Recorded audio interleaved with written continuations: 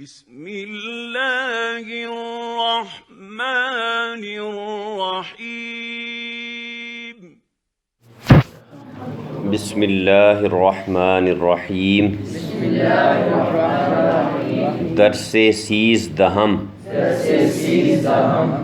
13واں سبق غارتیدن لوٹنا غارتد مضارع فریفتن فریب دینا فریبد مضارع فزودن زیادہ ہونا زیادہ کرنا فزاید مضارع یہ ذہن میں رکھیں کہ افزودن یا فزودن کوئی فرق نہیں ہے. فارسی میں شروع والا جو حمزہ ہے وہ عام طور پہ ختم کر دیا جاتا ہے. بہت سارے مصدر ہیں جو آپ کو حمزہ کے ساتھ بھی مل جائیں گے، حمزہ کے بغیر بھی مل جائیں گے، تو معنی میں کوئی فرق نہیں ہے، وہ ایک ہی چیز ہے. فشردن نچوڑنا دبانا فشرد مضارع کاستن گھٹنا گھٹانا کاہد مضارع کاویدن کھودنا کاود مضارع کندیدن کھودنا اکھیڑنا کندد مضارع. اس کے دو معنی. اکھیڑنا یعنی کوئی چیز جو کسی جگہ پہ لگی ہوئی ہو تو اس کو باہر نکالنا، جیسے درخت ہے لگا ہوا ہے یا کوئی پتھر ہے بہت بڑا اور اس کو آپ مٹی وغیرہ ہٹا کے طاقت سے باہر نکال رہے ہیں، اکھیڑ رہے ہیں. کندیدن کا یہ معنی بھی ہوتا ہے. گرائیدن رغبت کرنا گراید مضارع.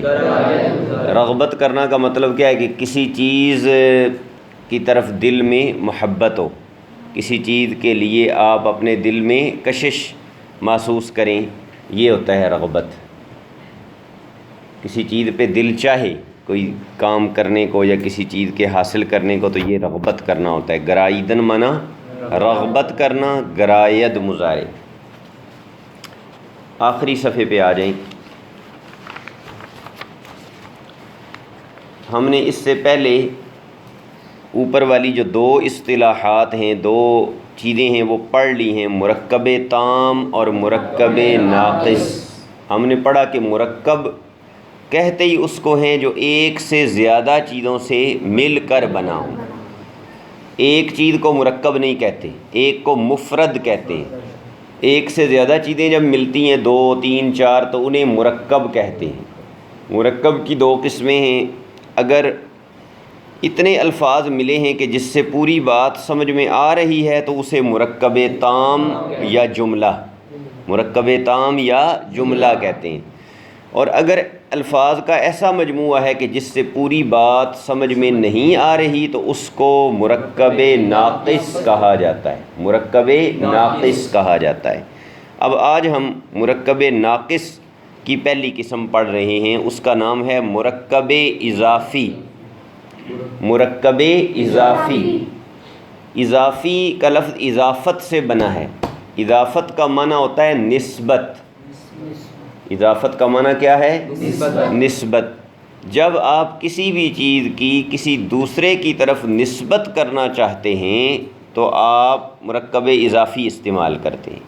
اور یہ ہم روزانہ کی گفتگو میں کرتے ہیں، صرف اس کو سمجھنے کی ضرورت ہے. کرتے یہ کام ہم روزانہ ہیں، ہر گفتگو میں.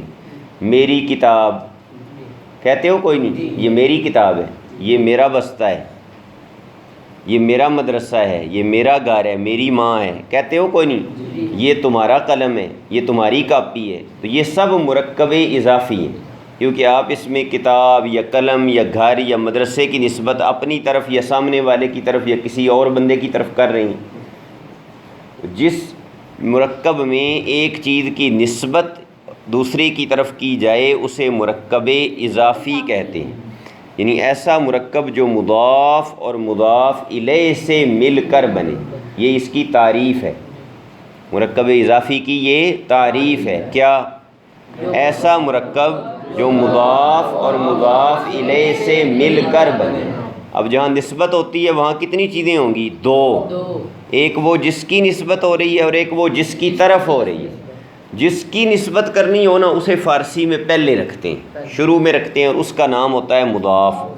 اس کے آخری حرف کے نیچے زیر لگاتے ہیں، بعض صورتوں میں زیر نہیں بھی آتی، بعض صورتوں میں لیکن زیادہ تر زیر آتی ہے، تو اس کو اس کے بعد اس چیز کو رکھتے ہیں جس کی طرف آپ نے نسبت کرنی ہے۔ مثلا آپ نے کتاب کی نسبت خالد کی طرف کرنی ہے تو کتاب کو پہلے رکھو گے، خالد کو بعد میں، کتاب کے آخر میں زیر لگاؤ گے، بنے گا کتاب خالد۔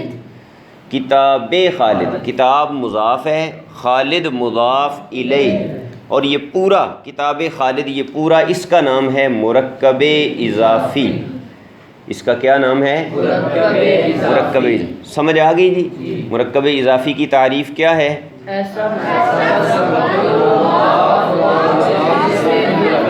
مل کر بنے۔ اس میں مضاف کسے کہتے ہیں؟ جس کی نسبت کرنی ہو، جس کی نسبت کرنی ہو، اور مضاف الیہ کسے کہتے ہیں؟ ان میں سے پہلے کون آتا ہے؟ مضاف پہلے آتا ہے، بعد میں مضاف الیہ، اور مضاف کے آخری حرف کے نیچے کیا ہوتی ہے؟ عام طور پر زیر ہوتی ہے، کبھی زیر نہیں بھی ہوتی، جیسے مثلا کتابش، کتابت، کتابم، یہ بھی مرکب اضافی ہے۔ کتابش اس کی کتاب، کتابت تیری کتاب، کتابم میری کتاب، یہ بھی مرکب اضافی ہیں، لیکن اس میں آخری حرف پر زیر کی بجائے زبر آ گئی ہے۔ کتابش، کتابم، کتابت، عام حالات میں زیادہ تر زیر ہی آتی ہے۔ کتاب او، کتاب من، کتاب خالد، قلم تو، تیرا قلم۔ اس کی نشانی یہ ہے کہ اس کا جب آپ ترجمہ کرتے ہیں تو ترجمے میں کا، کی، کے یا را، ری، رے میں سے کوئی نہ کوئی لفظ آتا ہے۔ میری کتاب، تیرا قلم، خالد کا گھر، اللہ کی مسجد، کا، کی، کے یا را، ری، رے آتا ہے۔ اس کا ترجمہ اردو میں جب آپ کریں گے مرکب اضافی کا تو الٹ کریں گے، آخر سے شروع کریں گے، یعنی کتاب خالد کا ترجمہ کیا ہوگا؟ خالد کی کتاب، یعنی آخر سے شروع کی طرف آئیں۔ ٹھیک ہو گیا جی؟ تو یہ مرکب ناقص کی پہلی قسم آج ہم نے پڑھی ہے، کون سی؟ مرکب اضافی۔ یہ جو آپ کریمہ سعدی کا سبق پڑھتے ہیں اس میں روزانہ مرکب اضافی آ رہے ہیں۔ در مذمت کذب، تو مذمت کذب یہ بھی مرکب اضافی ہے۔ جھوٹ کی برائی، جھوٹ کی برائی، ٹھیک ہے نا؟ تو یہ روزانہ اس طرح کے مرکب آ رہے ہیں۔ اب آپ کا یہ بھی اس سبق کے متعلقہ یہ مشق ہے کہ آپ نے جو کل سبق سنانے ہیں نا انشاءاللہ، ان سبقوں میں سے آپ نے مرکب اضافی ڈھونڈ کے لکھنے ہیں اور ان کا ترجمہ بھی لکھنا ہے، ٹھیک ہے؟ یہ نشانی ذہن میں رکھنی ہے کہ کا، کی، کے، را، ری، رے اگر نکلے گا ترجمے میں تو وہ مرکب اضافی ہوگا۔ یہاں انہوں نے جو مثال دی ہے وہ دی ہے کتاب احمد اسب اسلم، احمد کی کتاب، اسلم کا گھوڑا۔ تو بتاتے ہیں کہ فارسی میں پہلا کلمہ مضاف اور دوسرا مضاف الیہ ہوتا ہے۔ اوپر کی مثالوں میں کتاب اسب مضاف اور احمد اسلم مضاف الیہ ہیں۔ سب کو سمجھ آ گئی ہے؟